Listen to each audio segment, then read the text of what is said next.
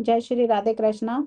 मैं आपको बताने जा रही हूँ वक्फ की प्रॉपर्टी। वक्फ पर इतना घमासान मचा पड़ा है यूपी में, चाहे वो लखनऊ का हो, कुंभ का हो या सिया सुन्नी से रिलेटेड हो। यानी मनमोहन सिंह ने जो पावर इनको दे के रखी थी, आज उसका भुगताना यूपी में क्या हर जगह ये वक्फ को लेकर भुगतना पड़ रहा है। यानी हर प्रॉपर्टी को वो वक्फ बना लेते थे।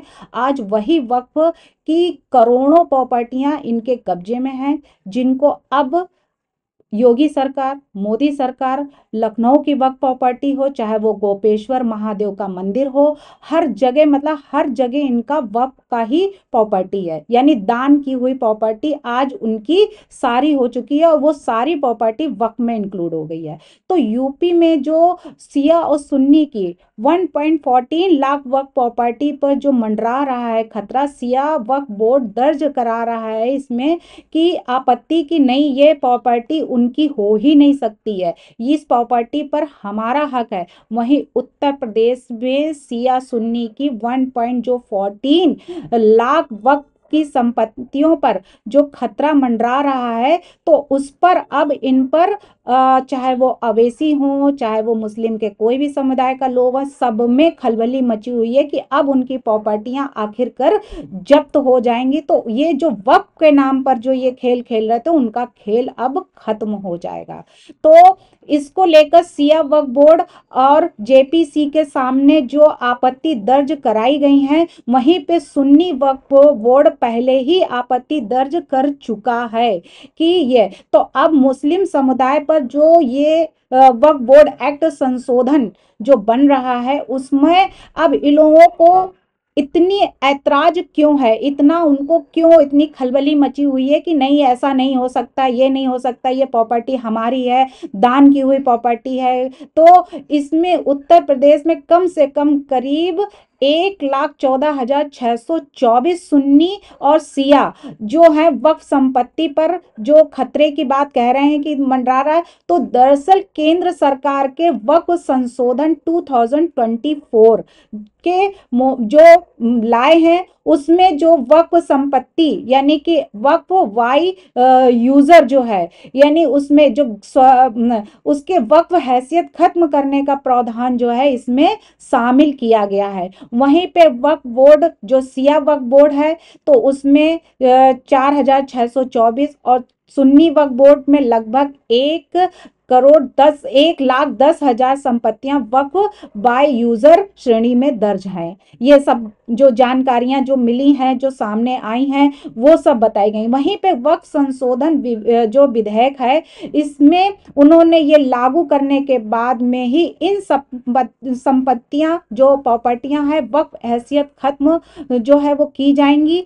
सिया वक्फ बोर्ड जो है वो मंगलवार को इस मामले में अपनी जो संयुक्त बैठक बुलाई थी, उसमें बैठे थे। वहीं पे संयुक्त संसदीय समिति यानी जेपीसी से दर्ज कराई थी आपत्ति।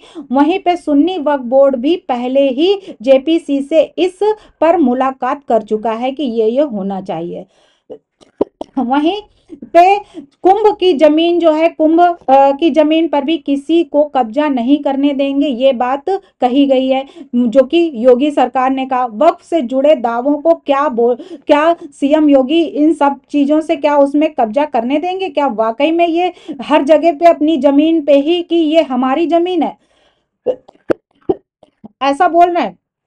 तो यूपी में सीएम योगी आदित्यनाथ ने वक्फ की जो जमीन पर महाकुंभ मेले के आयोजन में उन्होंने कई ऐसे बड़े बड़े दावे किए, जिसमें पलटवार भी हुए। कई तरह के कई लोगों ने पलटवार किया उनकी बातों पर कि सीएम योगी ने वक्फ बोर्ड को भू माफिया बोर्ड बताते हुए यह भी कहा है कि कुंभ की जमीन पर किसी का भी कब्जा नहीं हो सकता, कोई भी इस पर कब्जा नहीं कर सकता है। वहीं पे योगी आदित्यनाथ जी ने यह भी कहा था कि संगम नगरी प्रयागराज में महाकुंभ से पहले आज तक के आयोजन में धर्म संसद मंच से महाकुंभ की महातैयारी नामक जो सेशन में उन्होंने योगी ने कुंभ की तैयारियों को लेकर वक्फ की जमीन पर मेले के आयोजन के दावे तक हर हर जो सवाल पर सवाल उठाए थे, उसमें भी उन्होंने अपने अंदाज से अपनी बात जो है, अपनी राय जो है वो रखी थी सीएम योगी जी ने। और ये भी कहा था कि प्रयागराज में महाकुंभ में जो भी दुनिया भर के लोग आ रहे हैं, वो उनकी आस्थावान है, वो आस्था से जुड़ी हुई है, यानी उनका आस्था उसमें पूरी तरीके से है। तो श्रद्धा को किसी भी तरीके के कोई भी मुस्लिम या किसी भी समुदाय का लोग उनको ठेस ना पहुंचाए।